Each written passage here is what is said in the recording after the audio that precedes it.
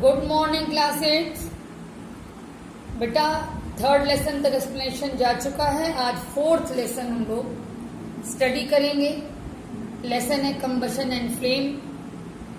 लेकिन इस लेसन को स्टार्ट करने से पहले एक चीज मैं क्लियर करूं कि कोई भी चीज है, चाहे ह्यूमन बीइंग या कोई भी लिविंग थिंग है, कोई भी नॉन लिविंग थिंग है, यदि उसमें कोई भी फंक्शन होना है तो उस फंक्शन के लिए एनर्जी चाहिए।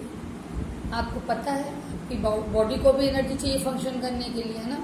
ऐसे ही इवन कोई नॉन लिविंग थिंग भी है, कोई फंक्शन आपको कराना है उससे, तो आपको उसको एनर्जी प्रोवाइड करनी होगी। और वो एनर्जी कहाँ से आती है? कोई न कोई फ्यूल बर्न होता है। आप कहोगे मैम हमारी बॉडी में कौन सा फ्यूल बर्न होता है? होता है बेटा, आप जो फूड लेते हो वही फ्यूल का काम करता है। कहीं पेट्रोल, कहीं डीजल, कहीं कोल, तमाम इस तरह की चीजें हैं जो कि फ्यूल का काम करती हैं, ठीक है। केरोसिन है, तमाम चीजें हैं, भी आएगा भी आपके बुक में। तो चलिए फिर हम लोग पहले देखते हैं कि फ्यूल तो ठीक है, ये क्लियर हो गया आपको कि फ्यूल चाहिए एनर्जी के लिए। और फ्यूल कैसे एनर्जी देता है? जब उसके में बर्निंग होती है, जब वो जलता है, ठीक है ना। तो एक्चुअली इस लेसन में आपको प्रोसेस ऑफ बर्निंग की ही स्टडी करनी है, ठीक है ना। तो अब आइए, सबसे पहले टॉपिक इन्होंने दिया है आपकी बुक में कंबशन। तो व्हाट इज कंबशन? तो आपको मैं बता दूं कि जो प्रोसेस ऑफ बर्निंग है, ठीक है, जलने की प्रक्रिया, उसी को कहते हैं कंबशन। देखिए मैंने अंडरलाइन भी किया है, आप भी अपने बुक में करिएगा कि वो व्हाट इज कंबशन। तो the process of burning is called combustion, ठीक है बेटा। तो अब आइए, इसमें होता क्या है मैं बताऊं, केमिकली क्या होता है। केमिकली बर्निंग के प्रोसेस यानी कंबशन में यही होता है कि कार्बन रिएक्ट करेगा ऑक्सीजन से, ठीक, कार्बन डाइऑक्साइड गैस रिलीज होगी और हीट और लाइट रिलीज होगी। और एक्चुअली मेनली ये जो हीट है यही एनर्जी के फॉर्म में हमें मिलता है, हमें या किसी भी चीज को, किसी भी लिविंग नॉन लिविंग किसी को भी इसी से, यानी यही एनर्जी का एक फॉर्म है, समझ लीजिए। वैसे तो लाइट भी एनर्जी का एक फॉर्म है, लेकिन मूवमेंट वगैरह में हीट का ही फंक्शन ज्यादा है। अच्छा, अब इसमें देखिए, ये तो आपको समझ में आ गया ये कंबशन का क्या मतलब है। भाई कार्बन जब ऑक्सीजन से रिएक्ट करता है कंबशन के दौरान या बर्निंग के दौरान, तो CO2 बनती है, हीट और लाइट प्रोड्यूस होती है। ये तो गैस फॉर्म में चली गई, ठीक है। रिलीज हो जाती है, यदि इसको हम कलेक्ट करने का कोई साधन नहीं है तो रिलीज हो जाती है। अब छोटे में मैं बताऊं कि आप जैसे ऑक्सीजन लेते हो, ठीक है, ब्रीदिंग में, तो आप जो ऑक्सीजन लेते हो वो आपके बॉडी में जो फूड है उसके कार्बन से रिएक्ट करेगा, CO2 प्रोड्यूस होगी, और वो CO2 आपको पता है कि ब्रीदिंग के द्वारा शरीर के बाहर निकाल दी जाती है, ठीक है ना, क्योंकि इसका कोई काम हमारी बॉडी को नहीं है। एक चीज और, एक टर्म आया है आपकी बुक में एक्सोथर्मिक रिएक्शन, तो इसको भी मैं बता दूं कि क्या है एक्सोथर्मिक रिएक्शन।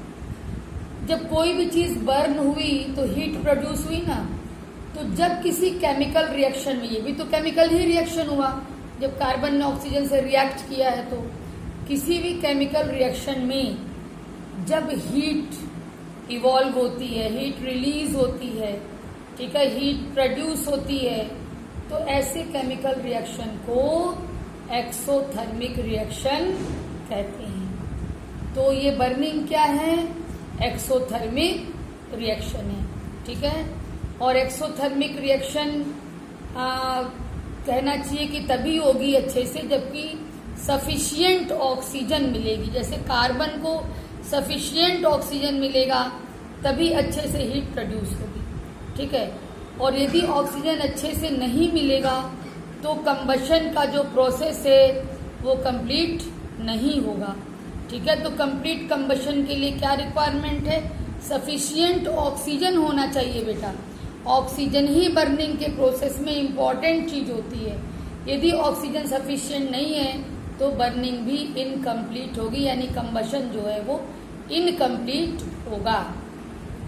अब टॉपिक है combustible and non combustible substances. तो जो भी सब्सटेंस ऑक्सीजन के प्रेजेंस में या ऑक्सीजन में बर्न होकर के कह सकते हो, जैसे आपके बुक में कहीं कहीं यूज किया गया है कि इन एयर, तो एयर के कंपोनेंट्स में जो ऑक्सीजन है वही बर्निंग के लिए रिस्पॉन्सिबल होता है। तो जब कोई भी चीज एयर के कांटेक्ट में आके बर्न होती है और हीट और लाइट प्रोड्यूस करती है तो वो चीजें कंबस्टिबल सब्सटेंस कहलाती हैं। जैसे वुड है, पेपर है, केरोसिन है, कोल है, केक है, तमाम दिया देखी हुआ है आपके बुक में।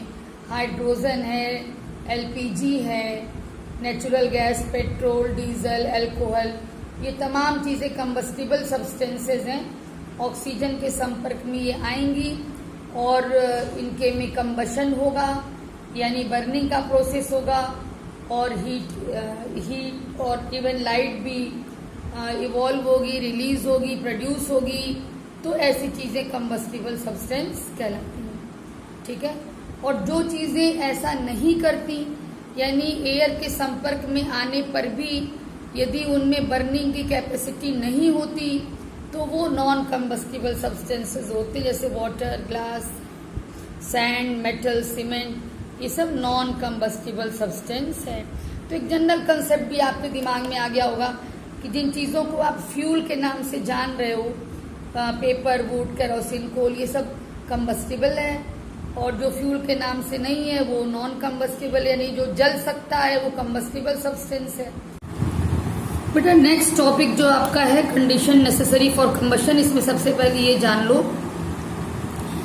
कि जैसे कोई भी चीज है, फ्यूल ही है, कोई भी फ्यूल है, कंबस्टिबल है, यानी बर्निंग हो सकती है उसमें, तो आपको थोड़ा हीट उसमें देना पड़ता है, ठीक है। तो लोएस्ट टेम्परेचर जिस पर कि वो चीज जलने लगे, ठीक है ना, जैसे एलपीजी है या अल्कोहल है, पेट्रोल है, इसको जब थोड़ी सी हीट मिलेगी ना तभी ऑक्सीजन के कांटेक्ट में आने पर ये इसमें बर्निंग होगी। तो वो लोएस्ट टेम्परेचर जिस पर कि कोई चीज, कोई भी फ्यूल आग पकड़ लेता है यानी जलने लगता है, उसको उस टेम्परेचर को कहते हैं इग्निशन टेम्परेचर, ठीक है, पहली बात। और दूसरी बात कि जिन चीजों का इग्निशन टेम्परेचर बहुत कम होता है, लो होता है, डाउन होता है, ठीक है ना, उन चीजों को कहते हैं इनफ्लेमेबल सब्सटेंसेस। यानी बहुत ही सिंपल तरीके से बोला जाए तो जो चीजें आसानी से आग पकड़ लेती हैं उनको हम लोग कहते हैं इनफ्लेमेबल सब्सटेंस, ठीक है। अच्छा, क्या कंडीशंस नेसेसरी हैं? सबसे पहली बात तो बर्निंग के लिए भाई सब्सटेंस चाहिए, फ्यूल चाहिए, तभी ना वो जलेगा, तो फ्यूल चाहिए। ऑक्सीजन मस्ट है, बिना ऑक्सीजन के बर्निंग का प्रोसेस नहीं होगा। और थर्ड बात जो मैंने बताई कि भाई मिनिमम टेम्परेचर एक होता है, ऐसे नहीं कि अब तुमने पेट्रोल रख दिया और ऑक्सीजन दे दिया तो वो ऐसे जलने लगेगा, ऐसी कोई बात नहीं। एक मिनिमम टेम्परेचर होता है कंबस्टिबल सब्सटेंसेस का, जब उतना टेम्परेचर मिलेगा तभी ऑक्सीजन के कांटेक्ट में आने पे बर्निंग का प्रोसेस होगा, ठीक है। तो यदि मैंने ये जो बेटा 3 कंडीशंस हैं, फ्यूल का प्रेजेंस, ऑक्सीजन का प्रेजेंस और इग्निशन टेम्परेचर का होना, यदि इसमें से एक भी चीज नहीं होगी तो कंबशन का प्रोसेस नहीं होगा, ठीक है। चलिए आइए नेक्स्ट पेज पर बेटा। तो देखिए टॉपिक अब है कि टाइप्स ऑफ कंबशन। तो एक्चुअली 2 तरीके से इन्होंने क्लासिफाई किया है। पहले क्लासिफाई किया है rapid combustion, explosion and spontaneous combustion. तो रैपिड कंबशन का मतलब है कि ऐसा फ्यूल जो कि बहुत जल्दी से आग पकड़ लेता है और हीट और लाइट प्रोड्यूस करता है, तो वो रैपिड कंबशन है। फॉर एग्जाम्पल आप घर में अपने देखो, आप गैस जलाते हो, जैसे ही नॉब ऑन करके और लाइटर ले जाते हो पास में, वो गैस जलने लगती है, कुकिंग गैस जो है एलपीजी। ऐसे ही मैच स्टिक है और ये जैसे दिया बनाते हो उसकी बत्ती है, ये सब रैपिड कंबशन में आएगा।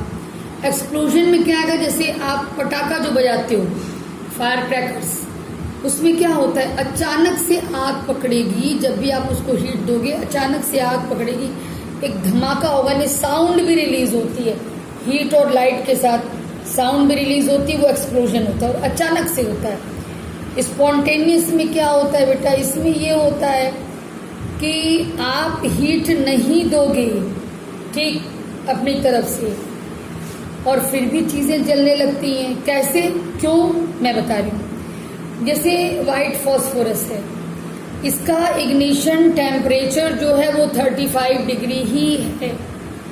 तो यदि रूम टेम्परेचर भी बढ़ गया, गर्मी के दिन में 35 डिग्री हो गया, तो वो अपने आप बर्निंग का प्रोसेस उसमें होने लगेगा। तो इस तरह का जो कंबशन है वो स्पॉन्टेनियस कंबशन है। इसके बाद कंबशन को इन्होंने क्लासिफाई किया है complete combustion and incomplete combustion.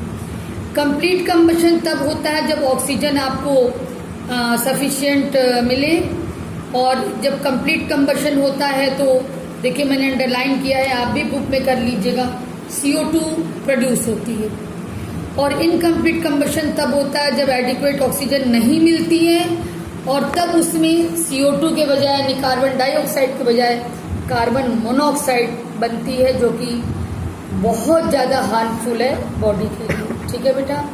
और एक चीज़ और जान लो, जब कंप्लीट कंबशन होता है तो जो फ्लेम होती है वो ऑरेंज या ब्लू होती है, अंडरलाइन करिएगा जैसे मैंने किया है बुक में। और इनकम्प्लीट कंबशन जब होता है तो येलो फ्लेम आती है। ठीक है बेटा। जैसे बर्निंग ऑफ पेपर, ये इनकम्प्लीट कंबशन है, क्योंकि इसमें ऐश जो है वो रेसिड्यू के रूप में रह जाता है। जब कुछ भी ना बचे तब जानो कि कंप्लीट कंबशन होता है, जब कुछ भी रेसिड्यू बच जाए तो जानो कि इनकम्प्लीट कंबशन होता है। ठीक है बेटा। अब आगे नेक्स्ट वीडियो में। ओके बेटा, थैंक यू।